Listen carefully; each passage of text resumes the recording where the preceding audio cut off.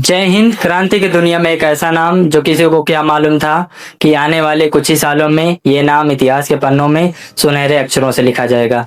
जी हाँ, हम बात कर रहे हैं शहीद आजम भगत सिंह के बारे में। 1907 को लालपुर पंजाब में जन्म हुआ, जो कि अब पाकिस्तान का हिस्सा है। बचपन में ही पढ़ने लिखने के प्रति इतनी दीवानगी कि 50 से अधिक किताबें पढ़ डाली, जो स्कूल से अलग किताबें हुआ करती थी।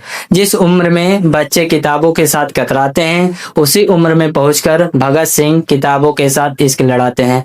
माता विद्यावती कौर जो अपनी आंखों का तारा मानती थी, वहीं पिता किशन सिंह उगते हुए सूरज के रूप में देखा करते थे।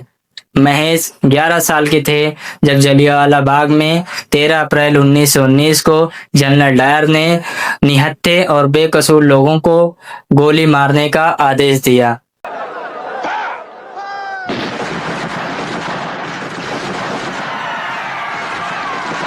घर से लगभग 40 किलोमीटर दूर पैदल ही चले गए और वहां की मिट्टी जो उस समय खून से लाल हुआ करती थी, उसको एक बोतल में भरकर और सौगंध खाई कि अंग्रेजों को भारत से उखाड़ फेंकेंगे। 1920 में गांधी जी द्वारा चलाए गए नॉन कोऑपरेशन मूवमेंट में ये शामिल हो गए। मजदूर फैक्ट्री से निकल आए, बच्चे सरकारी स्कूलों में जाना बंद कर दें, कोई किसी तरह का टैक्स न दें, सारे विदेशी कपड़े जला दो। ऐसा करो कि इस ब्रिटिश सरकार का यहाँ सारा कामकाज रुक जाए। अगर आपने मेरा साथ दिया तो मैं वादा करता हूँ कि 1 साल में हमें आज़ादी मिल जाएगी।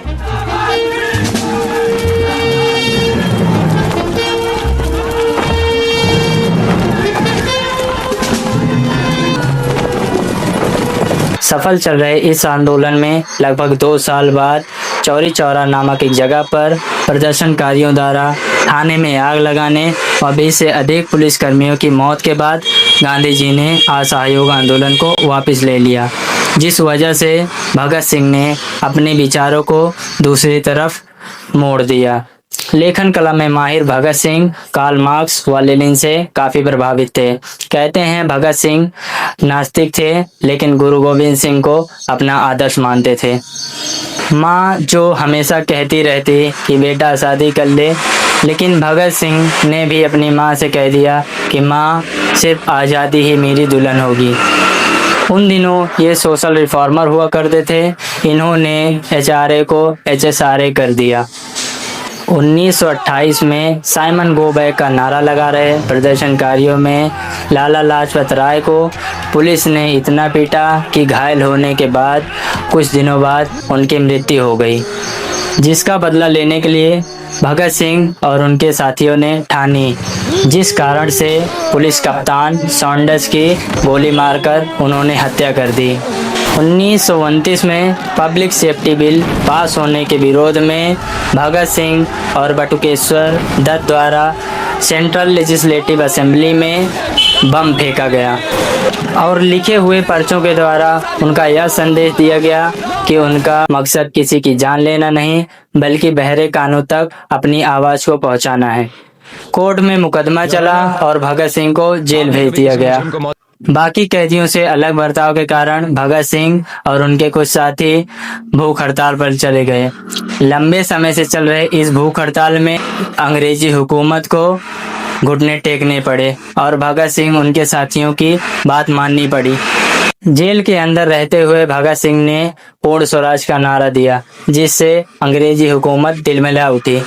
जुल्म से न डरने वाले भगत सिंह को अब मौत से डराने की साजिश चलने लगी। लाहौर कॉन्फ्रेंस केस पुनः दोहराया गया। अब बारी थी भगत सिंह को फांसी देने की, जिसकी तैयारी भगत सिंह पहले से ही करके आए थे। भगत सिंह, राजगुरु और सुखदेव को फांसी की सजा सुनाई गई। तारीख थी 24 मार्च 1931। पूरा देश एकजुट होकर यही मांग कर रहा था कि भगत सिंह को फांसी न दी जाए, जबकि भगत सिंह भी यही चाहते थे कि उनको फांसी देने की बजाय गोली मार दिया जाए। और इतिहास में पहली बार ऐसा हुआ कि मुकम्मल तारीख से पहले ही फांसी देने का प्लान तैयार हुआ, क्योंकि अंग्रेजों को डर था कि आने वाले सैलाब का सामना करना उनके बस की बात नहीं है। जो मुस्कुराते हुए चेहरों की रौनक नहीं बदल पाए, उनके विचारों और हौसलों को कैसे बदल पाते। 23 मार्च 1931 को रात में ले जाया गया।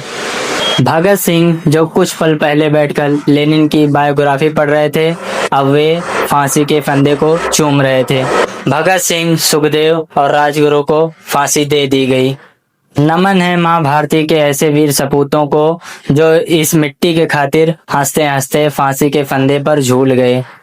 वो भगत सिंह जो हिंदू मुस्लिम एकता की बात करते थे, वो भगत सिंह जो गरीबों पर हो रहे अत्याचार को सहन नहीं कर पाते थे, वो भगत सिंह जिनके पीछे हजारों लड़कियां दीवानी हुआ करती थी, अब वो इस मिट्टी के खातिर हंसते हंसते अपने प्राण को लुटा चुके थे।